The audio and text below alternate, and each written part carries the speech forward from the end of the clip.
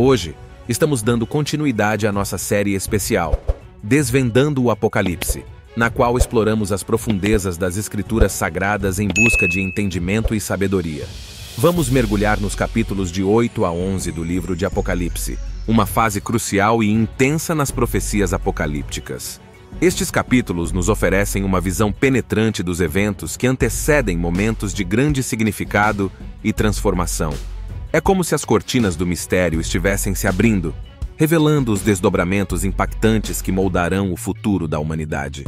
Adentramos agora no coração da narrativa apocalíptica, nos debruçando sobre o capítulo 8 do livro de Apocalipse. O capítulo 8 nos coloca diante das 7 trombetas e dos 7 anjos. Estas trombetas não são apenas sinais sonoros, mas mensageiros celestiais convocando a atenção do mundo para eventos transcendentes. Cada uma delas é portadora de significados profundos e mensagens simbólicas que merecem nossa compreensão. E, havendo aberto o 7º selo, fez-se silêncio no céu quase por meia hora. E vi os 7 anjos que estavam diante de Deus, e foram-lhes dadas 7 trombetas. A primeira trombeta, ao ser tocada, desencadeia uma tempestade de granizo e fogo, sinalizando a magnitude do que está por vir. E o primeiro anjo tocou a sua trombeta, e houve saraiva e fogo misturado com sangue, e foram lançados na terra, que foi queimada na sua terça parte. Queimou-se a terça parte das árvores, e toda a erva verde foi queimada. A segunda trombeta nos apresenta uma grande montanha ardente lançada ao mar, uma imagem poderosa que evoca a destruição e a perturbação nos elementos naturais. E o segundo anjo tocou a trombeta, e foi lançada no mar uma coisa como um grande monte ardendo em fogo, e tornou-se em sangue a terça parte do mar. E morreu a terça parte das criaturas que tinham vida no mar, e perdeu-se a terça parte das naus. A terceira trombeta, ao ser tocada, transforma as águas em amargura, um simbolismo profundo que nos faz refletir sobre as consequências espirituais das escolhas humanas. E o terceiro anjo tocou a sua trombeta, e caiu do céu uma grande estrela ardendo como uma tocha, e caiu sobre a terça parte dos rios e sobre as fontes das águas. E o nome da estrela era Absinto, e a terça parte das águas tornou-se em absinto, e muitos homens morreram das águas, porque se tornaram amargas. A quarta trombeta nos leva a um ambiente sombrio, onde o sol, a lua e as estrelas são afetados, mergulhando a terra na escuridão.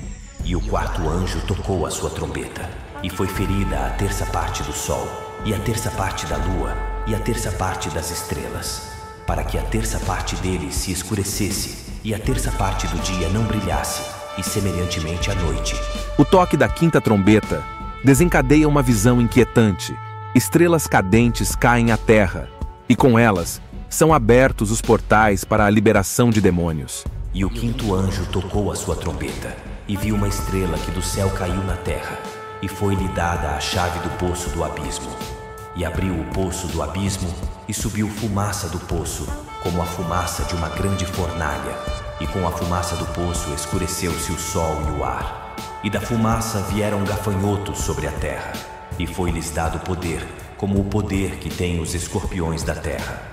E foi-lhes dito que não fizessem dano à erva da terra, nem a verdura alguma, nem a árvore alguma, mas somente aos homens que não têm nas suas testas o selo de Deus.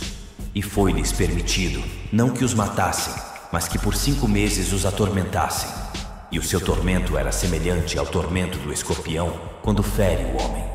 E naqueles dias os homens buscarão a morte, e não a acharão, e desejarão morrer, e a morte fugirá deles. Os demônios liberados são descritos como gafanhotos, seres com poderes de tormento. Esta imagem evoca não apenas uma interpretação literal, mas uma reflexão sobre as forças perturbadoras que podem se manifestar na esfera espiritual. Como gafanhotos, eles são numerosos e influenciam vastas áreas, trazendo uma perspectiva única sobre os desafios espirituais enfrentados pela humanidade. A sexta trombeta, por sua vez, apresenta um quadro de 4 anjos presos junto ao rio Eufrates, prontos para serem liberados. Essa imagem, carregada de simbolismo, nos instiga a questionar o significado desses anjos e sua influência nos eventos que se desdobram. Estamos diante de uma narrativa que transcende o convencional, desafiando-nos a decifrar seus segredos.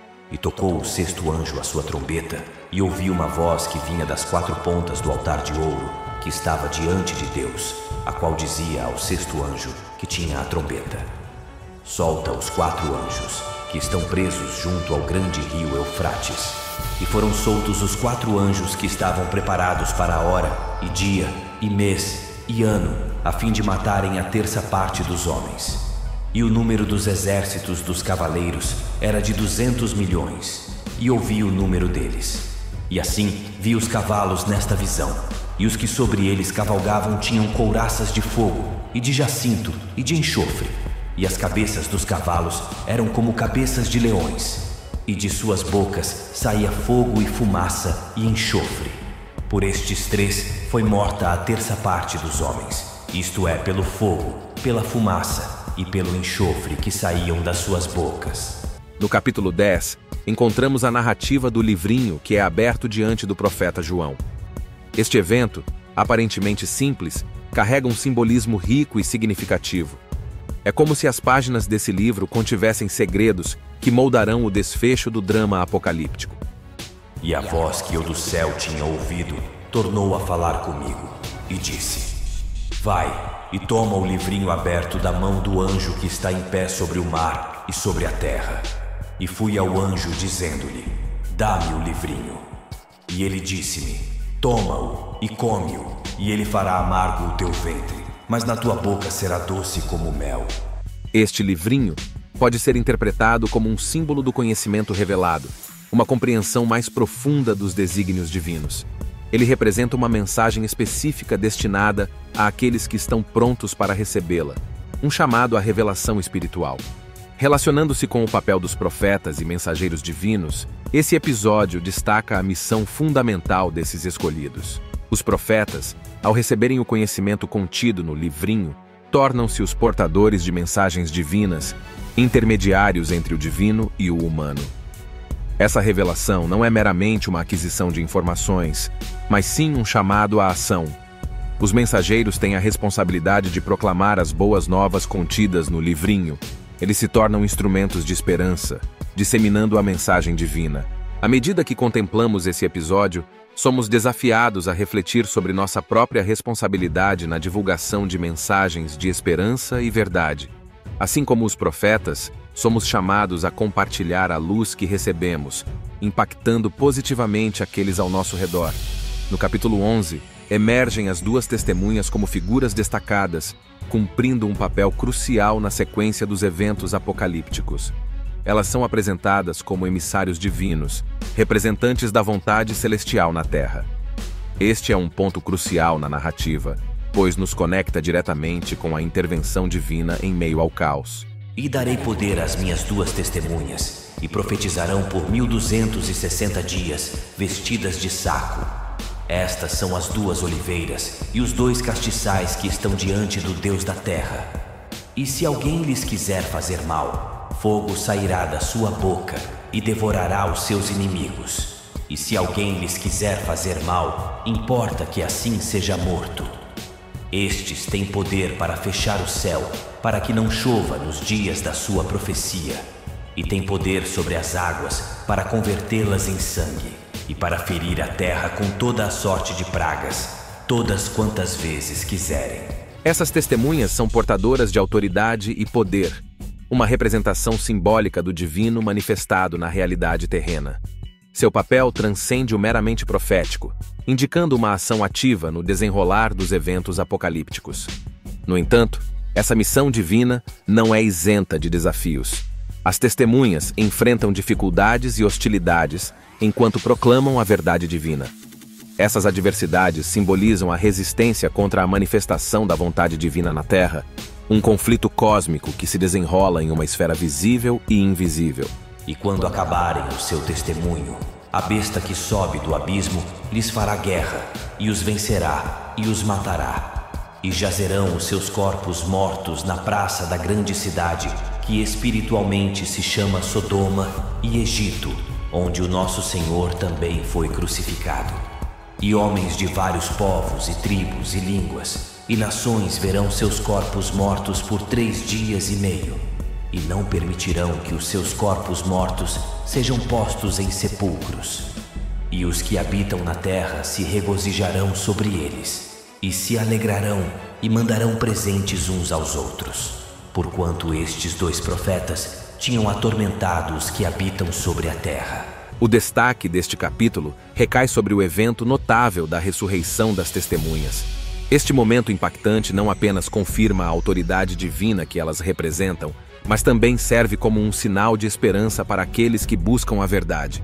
A ressurreição é uma afirmação do poder divino sobre as forças que buscam obstruir a manifestação da vontade divina.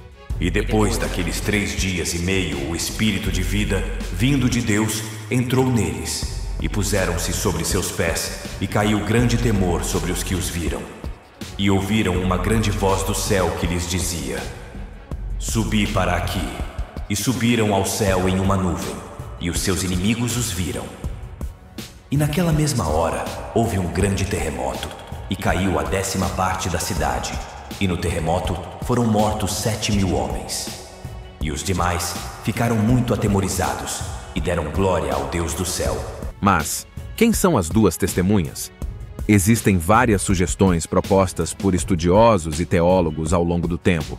Algumas das sugestões incluem Moisés e Elias. Esta é uma interpretação comum, baseada em parte nas semelhanças entre as ações atribuídas às testemunhas no Apocalipse e os feitos de Moisés e Elias no Antigo Testamento.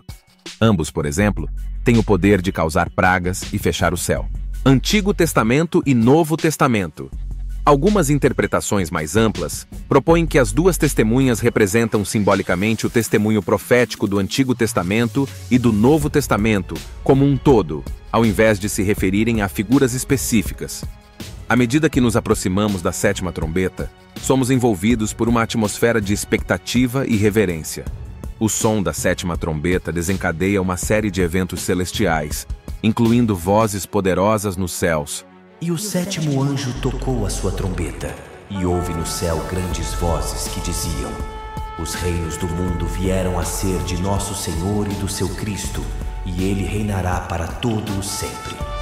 E iraram-se as nações, e veio a tua ira, e o tempo dos mortos, para que sejam julgados, e o tempo de dares o galardão aos profetas, teus servos, e aos santos, e aos que temem o teu nome, a pequenos e a grandes, e o tempo de destruíres os que destroem a terra.